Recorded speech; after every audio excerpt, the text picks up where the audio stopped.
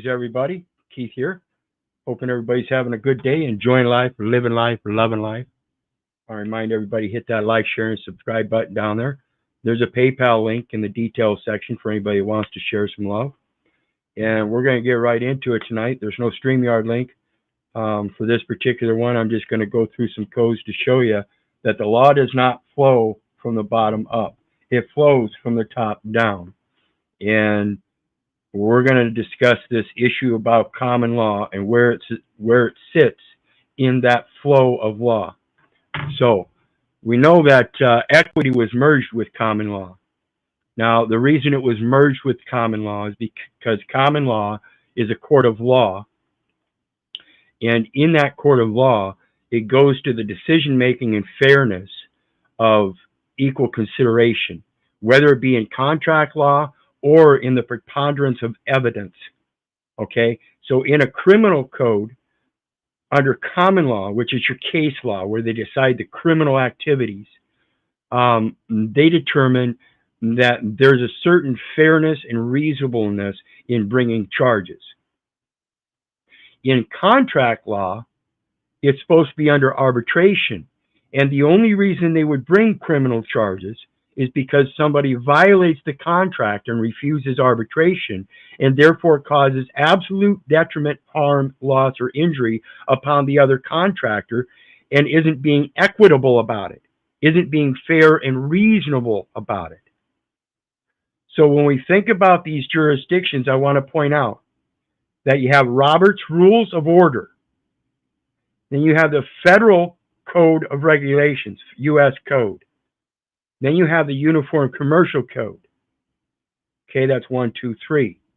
You have equity. Then you have common law. You have two courts, Court of Equity and Court of Common Law. And the Court of Equity and Court of Common Law were merged because under common law, there was already a merger of the concept of being fair and reasonable. And the best way to do that is equal consideration, which is in contract form. This is so that if a man committed a crime and it would be detrimental to the livelihood of his own family to have to serve a sentence in prison, he could voluntarily create a remedy outside of the civil law for a private contract with the victim to be in servitude to them to make up and recompense for his harm, loss, and damage and injury to them. So let's take a look at it. The bottom part is the commercial code. And this is UCC 1-103 in the construction of the Uniform Commercial Code to promote its purposes and policies. Stop. Applicability of supplemental principles of law. This is not a law. This is a Uniform Commercial Code. It is subject because there's an applicability of supplemental principles of law. This is the law of nature or law of nations, and it is otherwise known as the principles of the law of nature. And it says the Uniform Commercial Code must be liberally construed and applied to promote its underlying, saying that the supplemental principles are over it, purposes and policies, which are: 1, to simplify, clarify, and modernize the law governing commercial transactions, not the people, but the contractions they enter into in personam using their legal fiction, to permit the continued expansion of commercial practices through custom, usage, and agreement. That's the transactions. Again, just a different term prior to the actual transaction that simplifies and clarifies the terms and conditions therein of the parties, and to make uniform the law among the various jurisdictions. So these terms and conditions that make the agreement of the party, that allow the transactions to go forward, that simplify and clarify through those terms and conditions,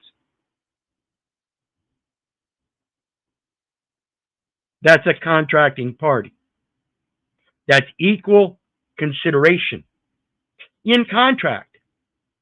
And when you involve a third person into that contract that is not actually in that contract in the proper capacity that you imply, and you're violating their rights, they there too get equal consideration. Not just of the one part, but of equal consideration of the whole of the two parties or multiple parties, meaning that in their commercial code, each person that's violating commits a violation. Therefore, they are equal consideration for each violation. To make uniform the law among the various jurisdictions, and that uniformity comes from the principles of the law of nature, even at the highest level of international law, which is still just commercial in its origins.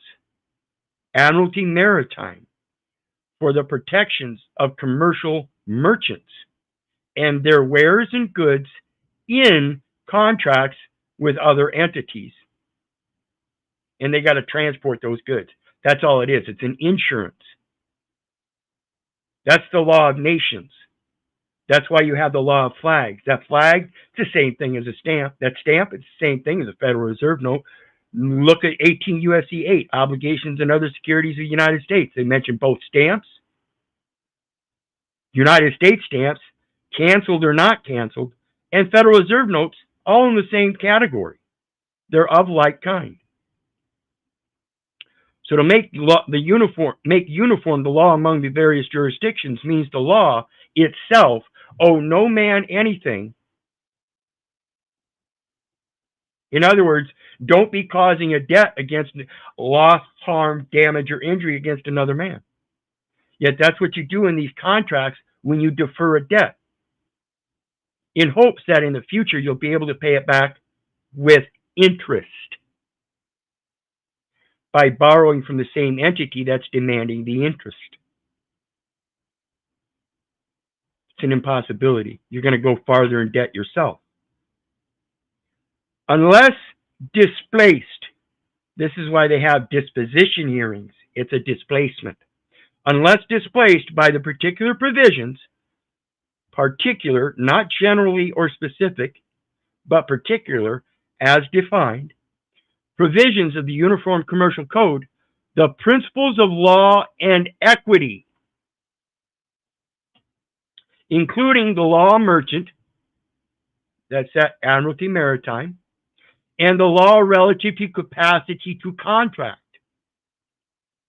principal and agent, estoppel, fraud, misrepresentation, the misidentification through the enumeration at birth that nobody's been looking at. And I pointed out, it is in fact a misidentification. You cannot identify a newborn infant as a resident unless newborn infant itself is already a legally defined, meaning a legal fiction under a legal entity and not a principle of the law of nature. This goes to the adjustum generis, not particular, but specific. The adjective versus the noun.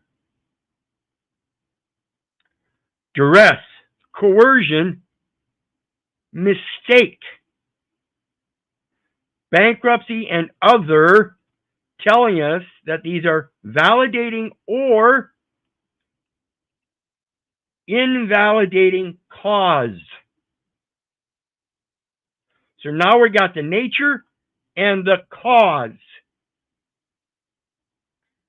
Supplement its provisions.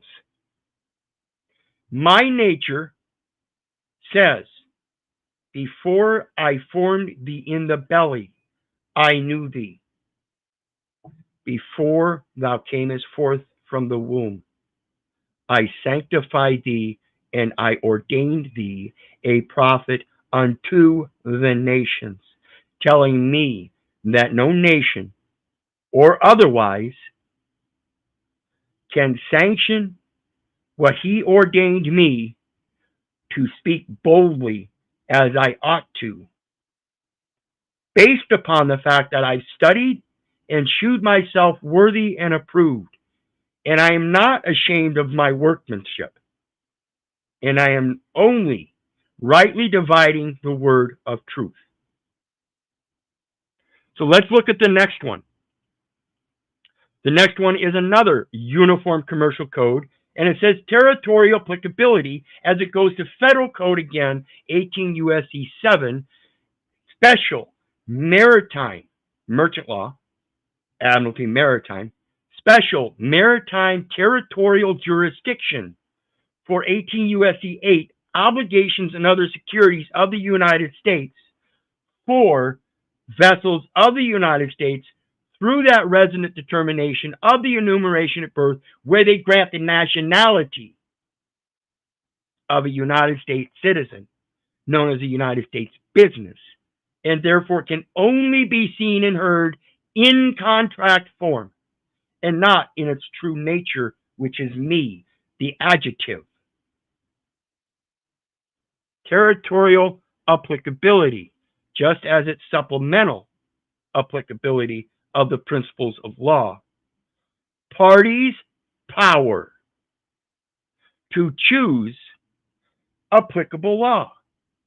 So you have three choices, folks. Under Robert's Rules of Order, Federal Rules of Civil Procedure, Administrative Procedures Act, which is unconstitutional, therefore doesn't support the Federal Civil Procedures Act, and can't possibly follow Robert's Rules of Order, to seek the counsel of God. So you can correlate how that is supplemental and supreme to the applicability of any of those procedures, except as otherwise provided in this section. When transaction bears, when your mother bare you, and you were cast forth from her waters, and came into this world, and as a man was discharged of her waters because she bare the labor pains, naturally, in the course of the natural life that she was so inspired to follow, a reasonable relation to this state, the enumeration at birth, which is a misrepresentation and a mistake, and also to another state or nation, the parties may agree that the law either of this state or such other state or nation shall govern their rights and duties. What about equity? See, if you're going to follow a court of law, that would be a court of common law under one of those nations. But there's a superior court called the Court of Equity. And if you're not going to start there, he who seeks equity must first bring equity. So if you're going to bring the common law, are you really seeking equity? No, you're bringing common law. Now, I agree, equity says equity imputes an intent to fulfill an obligation, but it only imputes that intent. So again, let's look at the contract and see what it actually is and discern whether it can be actually permitted or if it's impossible because of the mistake or misrepresentation, and that upon the correction and accuracy of the misrepresentation or mistake, it can no longer be followed. It is no longer applicable, because there still remains something superior. In the absence of an agreement effective under subsection A, in the absence of an agreement effective under subsection A, while remembering that back here we talk about the validity, validating or invalidating cause. Under UCC 1-103 in the construction, we talk about the cause, which is valid or invalidating. And when we get here, territorial applicability, parties' power to choose applicable law, and agreement effective. So if I was deceived in the choice of law and now know better, even in contract law, it states I have that rescission afforded to me to do such corrections of mistakes and misapplications, misappropriations, misidentifications. And except, there's an exception. Everything has an exception. There's an exception to every rule. As provided in subsection C, the Uniform Commercial Code applies to transactions. Again, bearing. Again, an appropriate relation to this state. The inappropriate relation that invalidates the appropriations made therefrom is the fact that I am not a resident, have never been a resident, I am not a United States business, and have never been a United States business.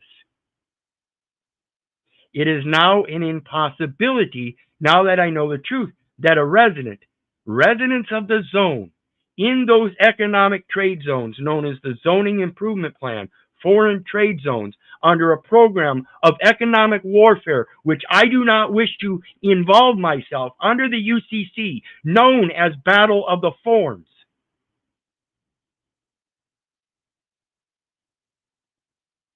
It invalidates my choice of supplemental nature to say, fuck you, you ain't my daddy, I am not a false patriot. I am not going to be a false patronymical idol worshiper. If one of the following provisions of the Uniform Commercial Code specifies the applicable law, that provision governs, and a contrary agreement is effective only to the extent permitted by the law so specified. What I want to point out is that in this, they do not show the one we just looked at. If one of the following provisions of the Uniform Commercial Code specifies the applicable law, while here it says, choose the applicable law, and we go back here to this one where it says equity, principles of law, and equity. This is 1-103 in the very construction, and yet they fail to mention it here, so you better be aware of it so you can use it as the exception that is not mentioned.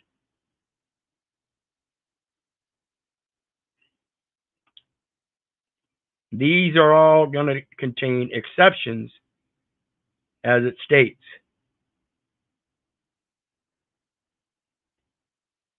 So let's take a look at the next one. The next one is the Federal Code of Regulations, which connects the UCC, the common law. 48 CFR 52.212-5, contract terms and conditions required to implement statutes or executive orders, commercial products and commercial services. So the statutes themselves at the state level are contract clauses with terms and conditions in them. And they are implementing federal acquisitions. The state cannot make a claim for state property without a federal interest in it, because they cannot, under the Fifth Amendment, acquire property without paying for it. Just compensation, and it must be for the military.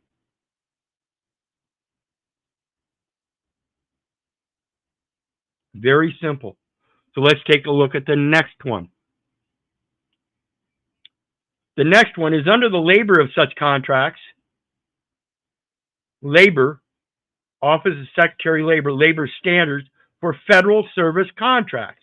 None of these contracts, if you're using an address, is not a federal service contract for public accommodation. If you have a private contract, then you get to pick and choose your venue. And that means you must be totally private. If you're running an LLC, that's not private.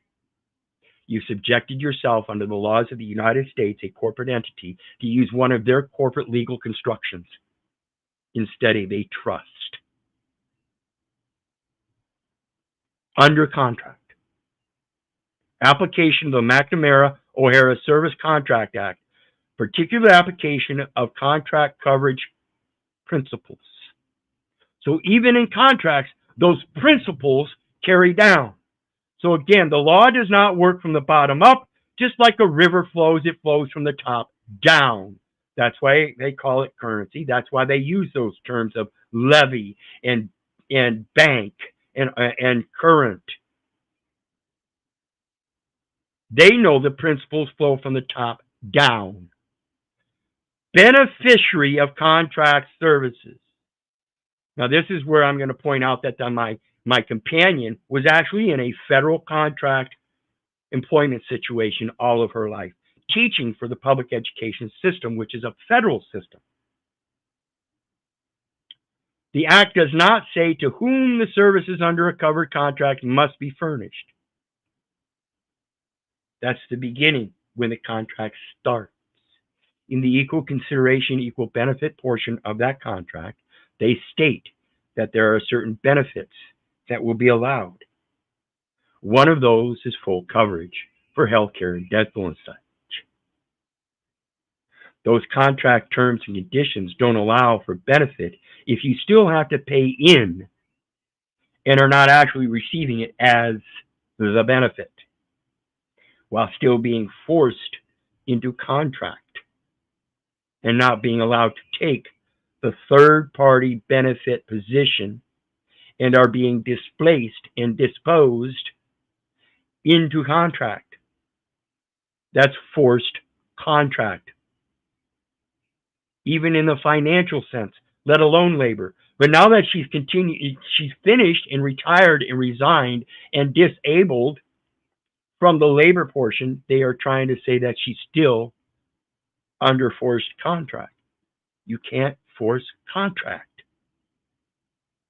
So far as its language is concerned, it is enough if the contract is entered into by and with the government, and if its principal purpose is to furnish services in the United States through the use of service employees. This is the public accommodation. If you're involved in a federal contract anywhere along the line, I don't care if you're just doing your job. It is provided by the federal government, not by the state. The state placating that it provides it is still dependent upon federal funds in order to provide it.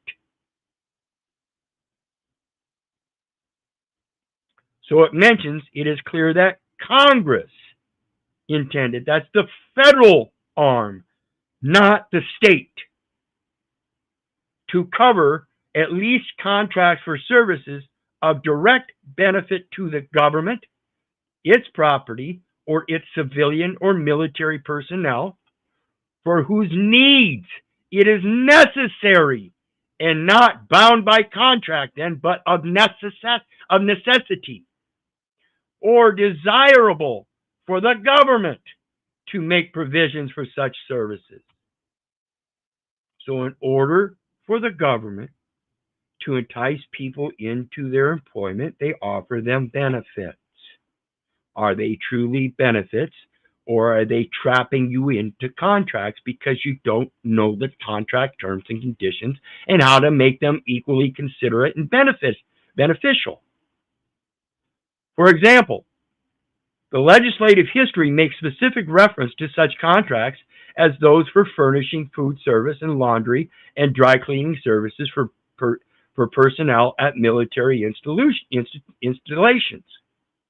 Now, at the military installation, they also provide for travel expense and commissary expense if they have to have those services provided elsewhere outside of the military installations. Furthermore, there is no limitation in the Act regarding the beneficiary of the services. There is no limitation in the Act regarding the beneficiary of the services. There's no limitation. That means there must be an exception to this that says I have to pay. There must be an exception because even in equity, equity imputes or deems that the beneficiary is the true owner. How can you charge the owner for business services when he's the one that gave you the goddamn job? It's an unrighteous, unlawful, illegal demand. Particularly under a system where you have a deferment of debt and cannot pay in such a way. Nor is there any indication that only contracts for services of direct benefit to the government, as distinguished from the general public, are subject to the Act. Therefore, where the principal purpose of the government contract is to provide services through the use of service employees, the contract is covered by the Act. Any time that you're using public accommodation through the use of service employees, I don't care if it's a restaurant, a movie theater, a skating rink, the local courthouse, the library, Social Security Administration, it doesn't matter. If they are indemnified by and of each other in that contract, then that indemnification has an extension supplemental to the contract so that it may reach the third party beneficiary not actually directly involved in the contract as an eligible participant in the contract. Regardless of the direct beneficiary of the services or the source of the funds from which the contractor is paid for the service, and irrespective of whether the contractor performs the work in its own establishment, on a government installation, or elsewhere, as I just explained. The fact that the contract requires or permits the contractor to provide the services directly to an individual personnel as a concessionaire, remember it's military, and it is about concessions on or off the installation military, rather than through the contracting agency, does not negate coverage by the Act. The Department of Labor, pursuant to Section 4B of the Act, exempts from the provision of the Act certain kinds of concession contracts, providing services to the general public as provided herein. Specifically, concession contracts such as those entered into by the National Park Service, so those campgrounds, not subject. You've entered into a contract generally with the National Park Services, principally for the furnishing of food, lodging, automobile fuel, souvenirs, newspaper stands, and recreational equipment to the general public. So, it says, such as those entered into by the National Park Service. So you have your national services, and they are specifically concession contracts, principally for furnishing of food, lodging, automobile fuel, souvenirs, newspaper stands, and recreational equipment, and not actually entering into another federal contract. So you have to know your right, understanding that there's a federal contract with that campground that they've already entered into, and you're using that public service contract in public accommodation as a third-party beneficiary, as distinguished from the United States government or its personnel, and therefore you are exempt. Just like this particular concession contract is exempt. You're exempt to the contract, just like this guy is exempt because he's involved in a National Park Service contract with the government. This exemption is necessary and proper in the public interest and is an accord and satisfaction of a contract that is already in play with the remedial purpose of the act, remedy, and that is the equity. Equity is trust law. You have to be able to know your position as the third-party beneficiary, or if you're actually involved in the contract, or if you actually want to start partaking in the contract so you can assert your civilian rights. I'm not saying that part's impossible. Where the concession contracts, again, we're talking about the paperwork only, folks. However, include substantial requirements for services other than those stated. Those services are not exempt because there's a substantial requirement. Necessity of life. You have to provide water at these campgrounds. You have to provide safety and shelter at those campgrounds. You cannot just say, well, I'm going to open a campground and my contract with them is exempt and I don't have to. That's part of the National Parks contract for those concessions so that they can have people use them for their benefit. And you're there to help upkeep those and maintain those as a tenant. That's the landlord-tenant part of it. Those services are not exempt. The exemption provided does not affect a concession contractor's obligation to comply with the labor standards provisions of any other statute, such as the Contract Work Hours and Safety Standards Act. Now you're getting into HIPAA and all that, HIPAA and OSHA. So not just by providing the water, you have to provide clean water. Okay? Davis-Bacon Act. Fair Labor Standards Act. Okay? So let's get on to the next one. And this is again Labor Title 29 Labor. Official rulings and interpretations of this subpart.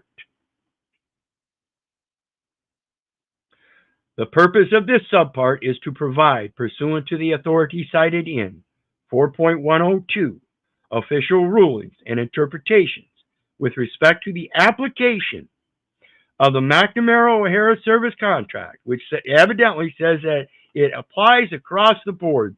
There are certain exemptions and exceptions, but it applies across the board for the guidance of the agencies of the United States and the District of Columbia, which may enter into and administer contracts.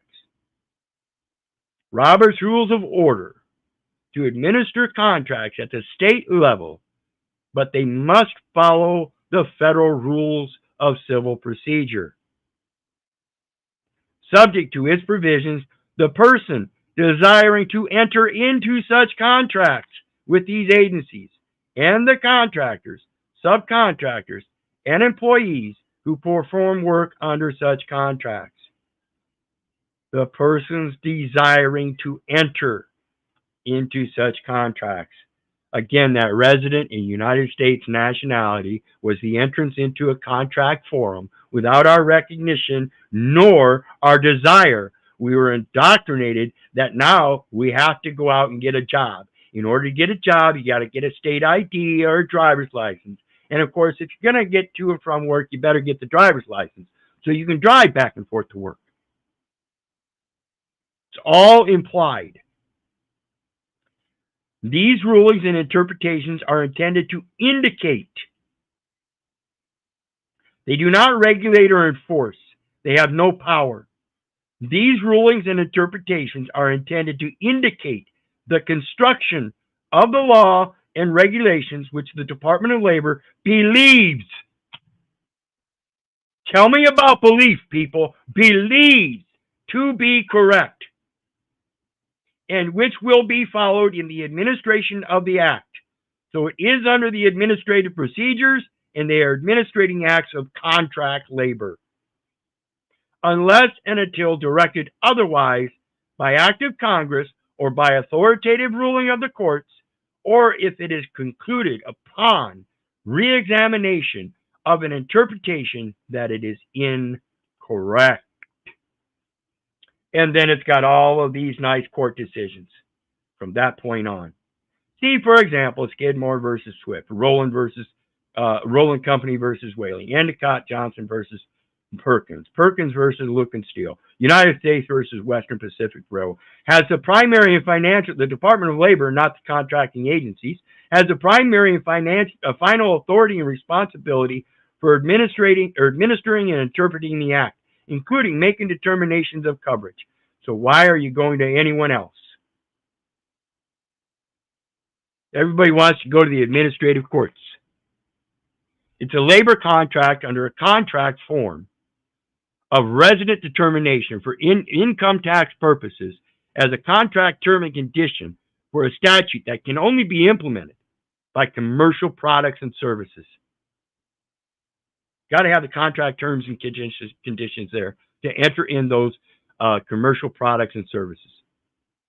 One of those commercial products and services is from a military compound and military installation known as a hospital, and you're born basically for inpatient hospital treatment is the service, and that is defined as spell of illness, where mom goes into the hospital bearing labor pains, and instead of bearing the labor pains in that documentation correctly, what they bear is the construction of a legal entity, nothing else. And then they say it's a cost of living. The court decision arising under the Act, as well as under related remedial labor standards laws, such as the Walsh-Healy Public Contracts Act, the Davis-Bacon Act, the Contract Work Hours and Safety Standards Act, and the Fair Labor Standards Act, which support policies and interpretations contained in this part, are cited where it is believed that they may be helpful on matters which may not have been authoritatively determined by the courts. On matters which have not been authoritatively determined by the courts, it is necessary for the Secretary of Labor, the keeper of the minutes, Robert's Rules of Order, the keeper of the minutes, and the administrator under the Administrative Procedures Act that must follow the federal rules of civil procedure in their civil administration to reach conclusions as to the meaning and application of provisions of the law in order to carry out their responsibilities of administration and enforcement.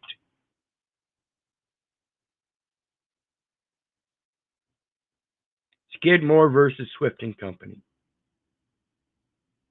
In order that these positions may be made known to persons who may be affected by them, official interpretations and rulings are issued by the administrator with the advice of the Solicitor of Labor, as authorized by the Secretary's order, not an executive order and not a statute. Employment Standards Order. These interpretations are a proper exercise of the Secretary's authority. So they are interpreting the minutes of the meeting as recorded. They are recording them and then interpreting those. Sheet Metal Works versus Wirtz. References to pertinent legislative history, decisions of the Comptroller General and the Attorney General, and administrative law judges' decisions are also made in this part, where it appears they will contribute to a better understanding of the stated interpretations and policies. The interpretations of the law contained in this part, again, this is not law, this is interpretation of law, are official interpretations which may be relied upon until proven incorrect. Your interpretation of the enumeration at birth is incorrect. No one can be born in the United States, as it is a legal fiction in and of itself, and has no territorial jurisdiction in geological references, for it is located in Washington, D.C., which does have the geological reference. And I beg anybody to show me where the other geological reference of the United States would be, unless it would be like Washington, D.C., the White House. That's the United States, and that's what you pose to have authority over you? That's who you bow down to and pay tribute to as a patriarch? The Supreme Court has recognized that such interpretations of the Act provide a practical guide to employers and employees. So you have to deem yourself an employer or employee already to believe that this provides a practical guide to you. And therefore, it is not, again, an enforcement, nor is it applicable. It is merely a practical guide as to how the office representing the public interest in its enforcement will seek to apply it and constitute a body of experience and informed judgment to which the courts and litigants may properly resort for guidance.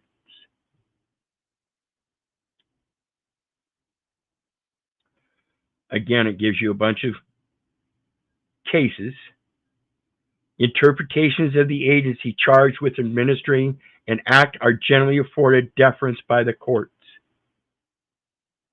Some of the interpretations in this part relating to the application of the act are interpretations of provisions which appeared in the original act before its amendments of 1972 and 1976. Accordingly, the Department of Labor considers these interpretations to be correct, since there were no amendments of the statutory provisions which they interpret. United States versus Davis and Fuel and Dock Company, 1967. The interpretations contained herein shall be in effect until they are modified, rescinded, or withdrawn. This part supersedes and replaces certain interpretations previously published in the Federal Register and Code of Federal Regulations, as I mentioned, as Part 4 of this chapter.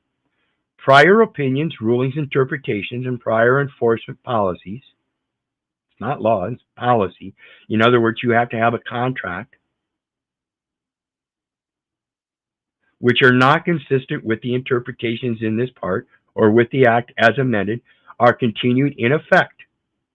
All other opinions, rulings, interpretations, and enforcement policies on the subject discussed in the interpretations in this part, to the extent they are inconsistent with the rules herein stated, are superseded, rescinded, and withdrawn. So you have to show that there is something that supersedes, rescind your voluntary involvement, and withdraw and stand your square and not turn back into your sin. This is repentance. And again, it comes from studying to shew thyself worthy and approved. The principles governing the application of the Act as set forth in this subpart are clarified and amplified in particular instances by illustrations and examples based on specific fact situations. Since such illustrations and examples cannot and are not intended to be exhaustive or to provide guidance on every problem which may arise under the Act, no inference should be drawn from the fact that a subject or illustration is omitted. In other words, I get to present the fact that I find something incorrect and present a new case and have it be reviewed for that incorrectness and work from there, reconstituting that contract. Equity imputes an intent to fulfill an obligation, and if I can fulfill those certain parts all the way up through and through and become an oath taker and a licensure, then I will do so. But if not, guess what? Supplemental remedial actions are to be taken as a necessity of law, providing certain safe harbor exceptions. In equity, not common law. Whereas in equity, I would be able not to avoid common law, but avoid the contracts under common law that might entice me into something other than true crime. It should not be assumed that the lack of discussion of a particular subject in this subpart indicates the adoption of any particular position by the Department of Labor with respect to such matter, or to constitute an interpretation, practice, or enforcement policy. So it should not be assumed that the lack of discussion indicates any enforcement. So just because I haven't mentioned it before doesn't mean that, well, since you've taken it on for so long, we're just doing our job, and you are a citizen, and you are a resident, and we need you to give us that information. No, I don't. I don't have an ID. Well, what's your name? I don't have a name. You find that name on me, then you tell me. Until then, you can get it from other people, but that's secondhand, and that's known as hearsay, because they only know me as Keith. And that, again, is a noun and not an adjective. When you turn around and question them supplementally if they know me as a living soul, that fact alone will supersede the noun. If doubt arises or a question exists, inquiries with respect to matters other than safety and health standards should be directed to the administrator of the Wage and Hour Division, U.S. Department of Labor, Washington, D.C., 2000 or 20210, or any regional office of the Wage and Hour Division. Safety and health inquiries should be addressed to the Assistant Secretary for Occupational Safety and Health, OSHA, and HIPAA, like I mentioned earlier, U.S. Department of Labor, Washington, D.C., 20210, or to any OSHA regional office. A full description of the facts and any relative documents should be submitted, and official ruling is desired. So while it can be presumed that upon enumeration at birth, there was the creation of a legal entity, that legal entity was considered to be a United States citizen, entered into a labor contract by presumption of the enumeration at birth that said he was already pre-qualified. Without giving equal consideration to the common law, where he could contract privately, and therefore he was presumed all his life to be under the Uniform Commercial Code. So if you want to understand common law, that's fine. But understand common law is merely the door to equity, and you don't stand in common law. What happens in common law is that other people that want to bring you on charges of a criminal activity have standing to do so if they have a preponderance of evidence to collect your ass up and bring you before a jury of their peers. Nothing to do with commerce.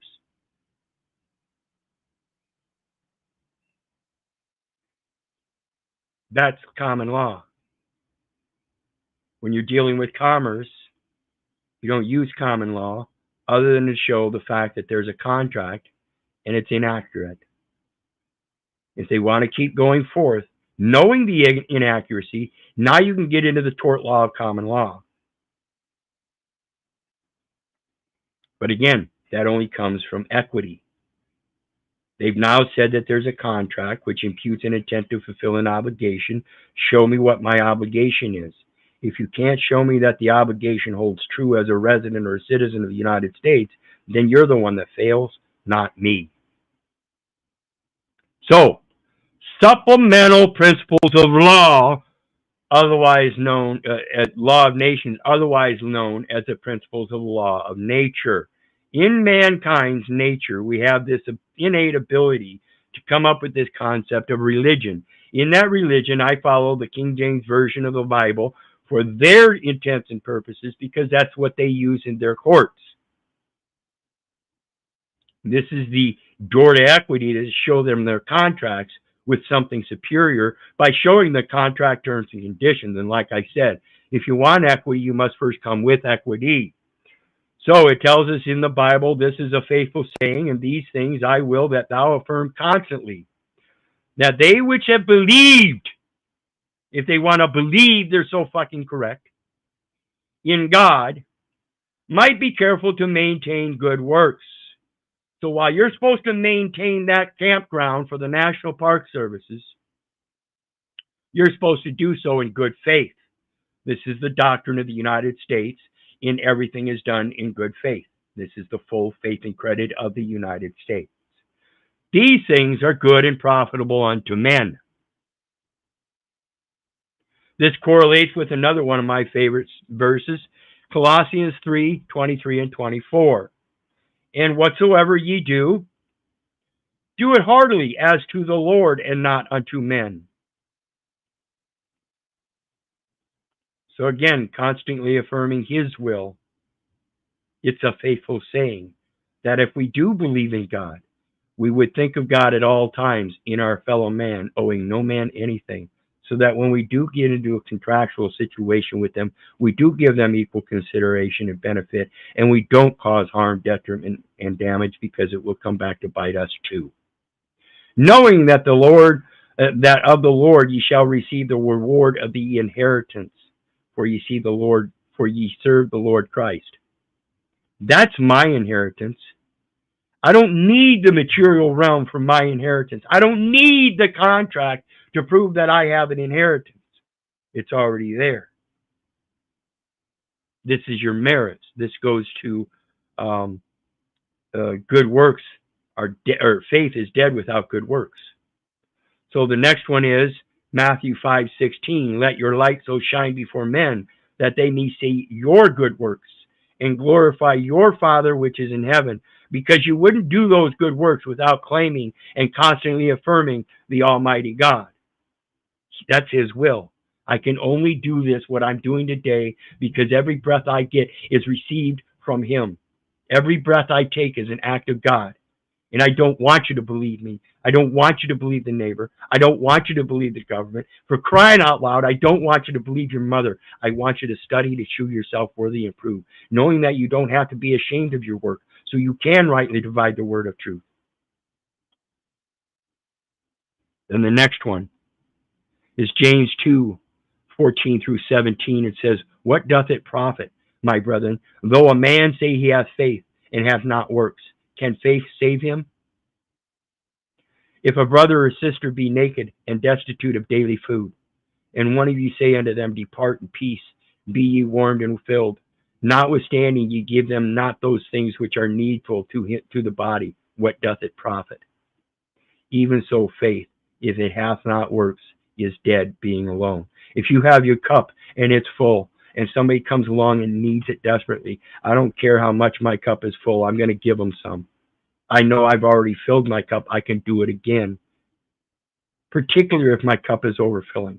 Even if my cup is only 3/4 full, and I know I came with emptiness, I know I gained 3/4, I'll give them something. Next one is Ephesians 2:10, for we are his workmanship. We are his workmanship. So if we study to shew ourselves worthy and proved of his workmanship, then we don't need to be ashamed. We can go forth and rightly divide that word of truth. Created in Christ Jesus unto God, unto good works, which God hath before ordained that we should walk in them. That's at Titus 3:8 I just read. This is a faithful saying that I will, that thou constantly affirm, that he who believed in God be careful to maintain good works. And we do so by realizing we are his workmanship. Why would we want to detract from such a greatness? So the next one, Ephesians 2:8 and 9. For by grace are ye saved through faith, and that not of yourselves. It is the gift of God. This is the provision of grace. Providence of grace. This is what we are provided above any provision of law. This is what trickles down. This is where they got their law. It trickled down from the top. It does not start at the bottom. Not of works, lest any man should boast. None of their laws can boast to be the origin. It trickles down from the top. The next one is James 2:26. For as the body without the spirit is dead, so faith without works is also dead. So if you're going to go around professing that you're doing all these great bodily works and helping people, and you don't do so in the faith, because at this, and you prove it, because at the same time you're tearing people down and calling them names. That's that ad hominem stuff, saying he doesn't deserve the respect because he's not doing what I'm doing.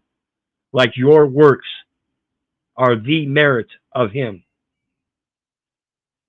You want to lead everybody to that and don't know that common law is not where it starts nor ends. That's what sits in the middle, brother. The next one is Hebrews 13:16. But to do good and to communicate, forget not. For with such sacrifices, God is well pleased. But to do good and to communicate, forget not. See, your actions speak louder than your words. So people will know who you are by your works. That will show them whether you do things in faith or not. That will show them whether you do things with them in good faith. When they walk away and feel like a benefit and can show that benefit in reality, professing your own works and glorifying yourself as that same false tribute to a false patriarch. Daddy, boy, excuse me, I guess I'm missharing my page here. See, my sacrifice is to God. I don't sacrifice to any man. My sacrifice is to God. So if a man does take my body, that's not a sacrifice to that other man. That's a sacrifice to God, because I will stand in the word of God every last living breath I have. If you want equity, you must first come with equity, not common law. You don't start at the bottom.